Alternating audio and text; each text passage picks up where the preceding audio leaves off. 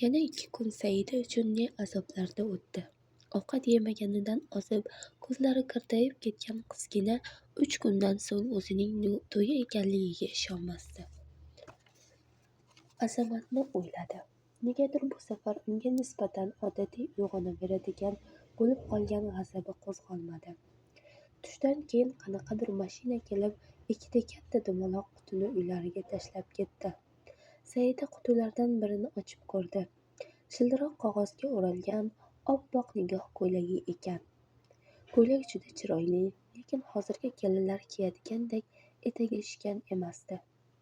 Qanaqadir odmigina, ammo yorlig'iga Eli Saab deb yozib qo'yilgandi. Qutining yonidan qandaydir katalog ham chiqdi. Ustida bir kishining jilmayib tushgan surati, ichida ko'plab modellar kiyib tushgan turfa xil kelin ko'ylaklarning rasmi bor ekan. Saida katalogning qaysidir sahifasida o'zining yuborilgan ko'ylakning suratini ham ko'rdi. Model qizning sochlari juda uzun, ko'ylakning yarqiroq bezaklari oralab yoyilib ketgan soch go'yoki jilvakor toshlariga aralashib ketgandek jonli bir suratda beg'ubor jilmayib turardi. Bir ozdan so'ng Fotihadan beri faqat kesatq gaplar gapirib yurgan akasi Nodir eshikdan kirib, indamay derazaga telefonni qo'yib chiqib ketdi. Demak, kimdir o'zi bilan gaplashmoqchiligini bilib, Saida ikkilangancha borib telefonni qo'lga oldi. Go'shakdan ovoz eshitildi. Alo. Alo. Qizning qo'llari qaltirab telefon ma'lum bir fursat ushlab turdi. Go'shakdan yana ovoz eshitildi.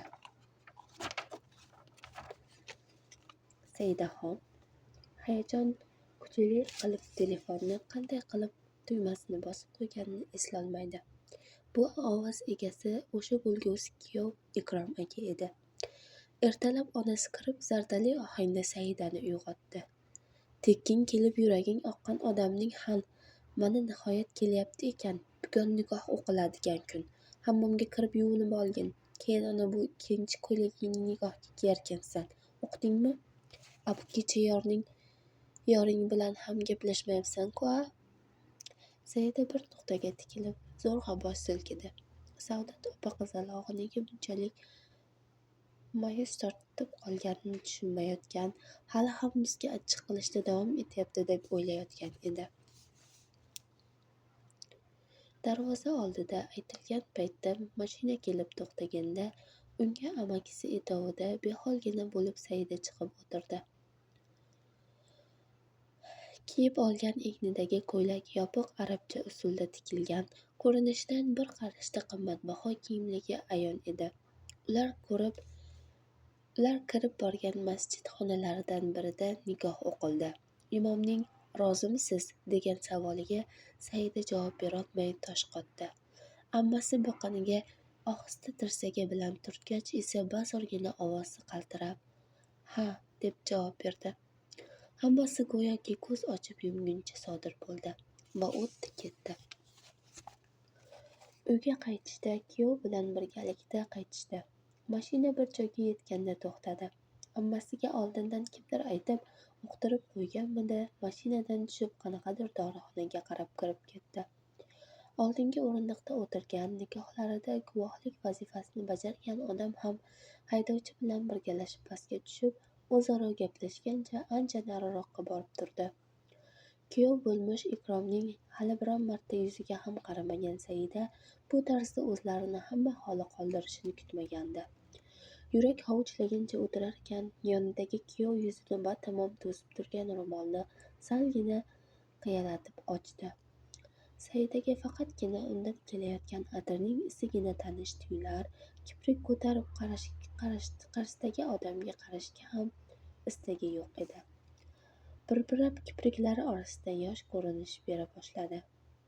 Kuyov biroz qizni kuzatib turdi. "Yig'lamang, hammasi yaxshi bo'ladi", dedi nihoyat. Kelin ro'mol uchini sekin qo'yib yuborib, o'zi ham pastga tushib ketdi. Bir ozdan so'ng hammalari qaytib chiqqan mashina joyidan qo'zg'aldi. Uyga kelguncha erkaklar o'zaro gaplashib kelishdi. Mashinadan tushish oldidan Ikrom Saidaning ammasiga bir kichikroq va bir kattaroq qutini uzatdi.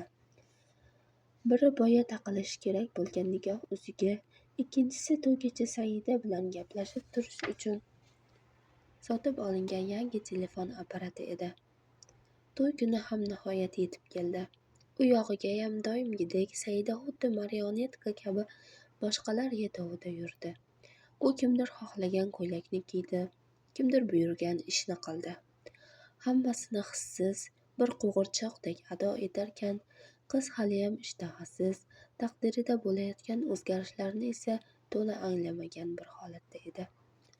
Oyna oldida kelarkan, u hatto o'z aksiga ajablangancha qarab qoldi. Otasi, onasi, akalari kabi o'zi ham endi o'zini tamoman begonalashib ketganday tuyuldi. Ko'ylak barlarini tuzatib yurgan Dildora hali ham ko'z yoshlari yuziga iz solib turgan dugonasini yupata olmay halak edi. Birdan Surnay o'z nag'masini boshlab yubordi. Hamma kuyov keldi, deya o'zini tashqariga urdi.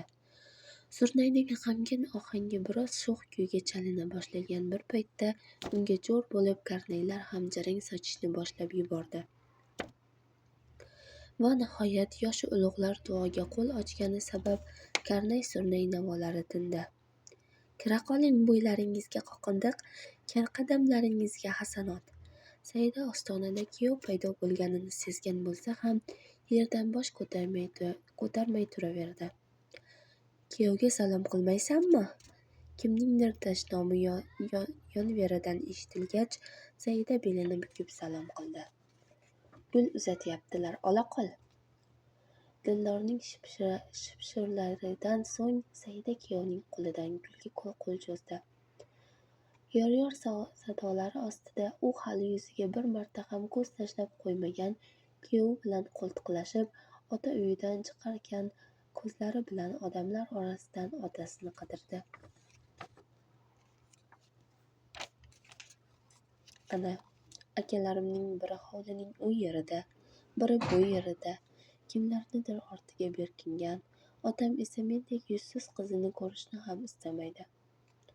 Saidaning fikrini so'zsiz o'qidimi, Ikrom kimnidir imlab chaqirib bir nimalardir dedi.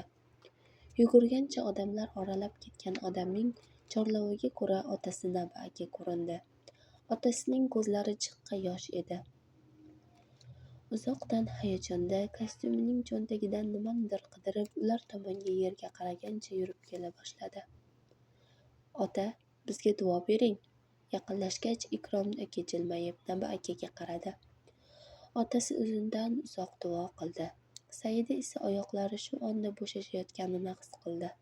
Bir necha soniyadan so'ng u hammaning ko'z o'ngida shilq etib otasining poyiga yiqildi. Hali yomon qo'rqitding-a.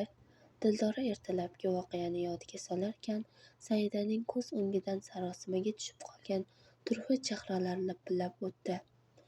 Otam ham qattiq qo'rqib ketgandirlar. Keyin oyisining xavotirli ovozi ham qulog'i ostidan qaytadan jaranglagandek bo'ldi. Balki endi tushungandirlar, hech kimga va'da berib umidvor qilib qo'ymaganimni. So'ng kuyov bo'lmishning o'zini o'rnidan suyab turg'azganlarini es xotirlarkan, eshitilar-eshitilmas sharmanda bo'ldim, deb qo'ydi. Birozdan so'ng nikoh oqshomi boshlanadi. U esa haliyam kiyingani yo'q. Qani endi shu to'y uning ishtirokisiz o'tib ketganda. Burchakda mung'aygancha o'tirarkan, u turgan xonaga pardozchi qiz tashrif buyurdi. Hissiz bir nuqtaga tikilgancha o'tirgan Saidani u tez fursatda yana kelin obraziga kiritdi. Dumaloq qutidan nikoh ko'ylagini olishib, to'rga uzun qilib ilib qo'yishibdi. Pardozchi ketganidan so'ng qandaydir qiz kirib uni kiyintirdi. Bo'ldi, tayyorsiz, faqat endi yig'lash yo'q. Bir ozdan so'ng qimmat kostyum kiygan Ikrom u turgan xonaga kirib keldi. Saida xuddi kimgadir qasam ichib va'da berib qo'ygandek yana o'sha udumni davom ettirib, biror marta ham kuyov tomonga qaramadi. Ko'zlari mudom yordan uzilmagan kelinchakka qarab, Ikrom ma'nodor jilmayib qo'ydi. Birgalashib mehmonlarga to'lib toshgan to'yxonaga kirib kelishdi. U yer nihoyatda gavjum, bir tomondagilar xuddi tomoshaga kelganday, dasturxonga ham qo'l cho'zmasdan kelin va kuyovga termilishib o'tirishibdi. Saida nigohlarini atigi bir marta kelin salom payti yeridan sal ko'targandek bo'ldi. Mahalladoshlari, shaharbob kiyimni topib kiyinib kelgan dugonalari unga havas ko'zlari bilan tikilgancha turishibdi. Shu lahzalardagina yonidagi odamga ko'z qirini tashladi. Unchalik ham qari emas ekan. To'rdagi shohona kursiga chiqib o'tirishgach, Ikrom undan qanday ichimlik ichish haqida so'radi. Saida javob bermagach, ikkita idishga yarim latib sharbat qo'ydi. Saida shu paytda o'ziga sharbat uzatayotgan qo'lga ko'z tashladi. Kuyov bo'lmish boshqa odamlardan farqli ravishda soatni o'ng qo'lga taqarkan. U uzatgan sharbatdan atigi bir necha marta ho'pladi. Tomog'idan keyin hech narsa o'tmadi. Asta mehmonlar tarafga qaradi. Birov bilan birovning ishi yo'q. Gapga berilgan qandaydir olifta xonimlar, o'rtada chirpirak bo'lib aylanayotgan qizaloqlar,